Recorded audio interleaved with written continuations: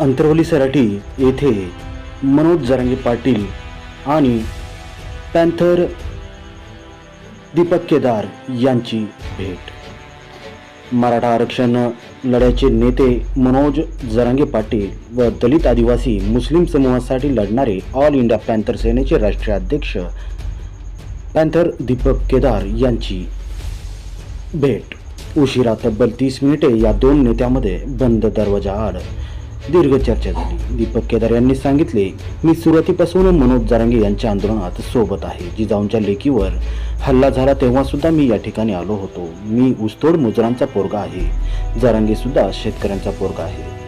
कोणताही राजकीय वलय आम्हाला नाही. कायम संघर्ष करून सामाजिक लढा देत इथपर्यंत आलो. हे आमच्यातलं साम्य आहे. एकमेकांना साथ द्यावी हाच या भेटीमागचा उद्देश आहे. जो निर्णय ते घेतील त्यांनी तो अतिशय अभ्यासपूर्णरित्या घ्यावा. आपण संघर्ष